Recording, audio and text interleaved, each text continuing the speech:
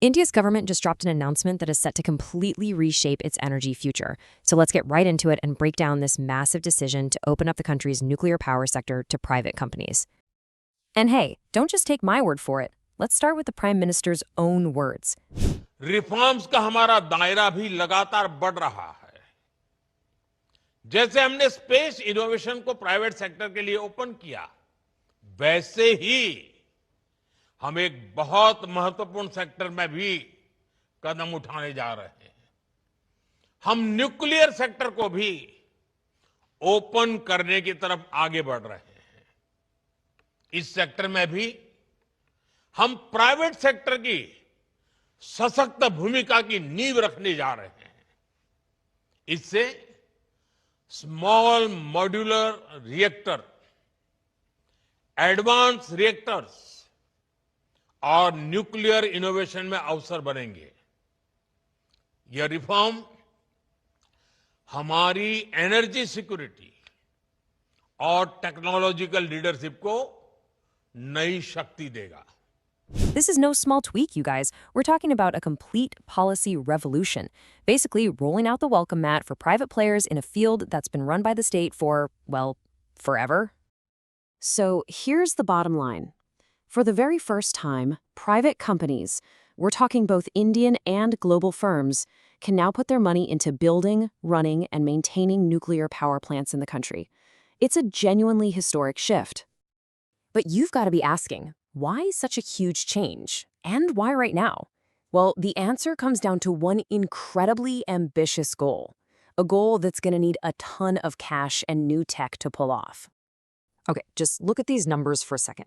Right now, India's nuclear capacity is sitting at around 8 gigawatts. The government's new target, a mind-blowing 100 gigawatts. That's more than a 12-fold increase. It's a leap so big, there's just no way the public sector could do it alone.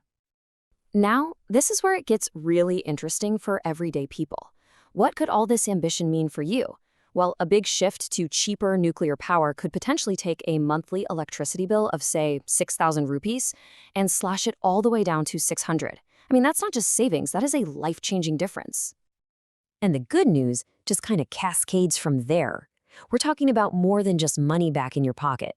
This move promises cleaner energy to help hit climate targets, less air pollution choking the cities, a much stronger sense of energy independence, and, of course, saving a fortune on imported fossil fuels.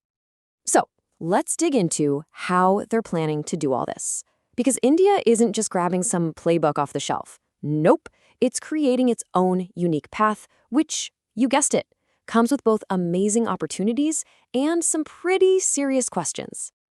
And this immediately brings up the big flashing red light, doesn't it? When you start mixing private, profit-focused companies into an industry where there is literally zero room for error, how on earth do you make sure everything stays safe? This chart just lays it out perfectly. You can see just how unique India's plan is. It's not the fully privatized system you see in the US, and it's not the strict government-run model of France or Russia either. India is trying to pioneer something totally new, a hybrid model. And this really is the central challenge, the multi-billion-dollar question.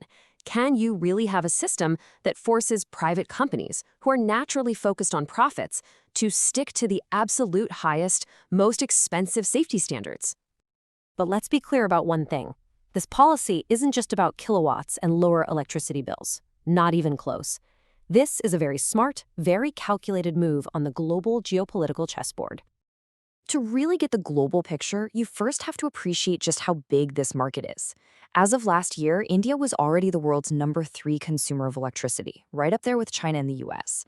This is a massive, massive opportunity. And it's only getting bigger. Projections show that by 2050, India's hunger for energy will be almost the same as the entire United States. So for huge global companies, especially American ones, this is a prize that is simply too big to ignore. So you can see how this sets off a kind of powerful chain reaction. Step 1, India opens the market. Step 2, American companies pour in billions of dollars. Step 3, the two economies become deeply tangled up. And that leads directly to Step 4, a much, much stronger strategic partnership. It all kind of boils down to a pretty simple and powerful idea. Diplomats can talk all day about shared values, but this policy is built on something far more tangible: the idea that deep, profitable economic links create the strongest and most lasting political friendships. And so that leaves us with this one last big question. By opening up just one part of its economy, is India making a massive strategic bet to lock in not just its energy security, but its place as a dominant global power for the next 100 years? The stakes really could not be higher.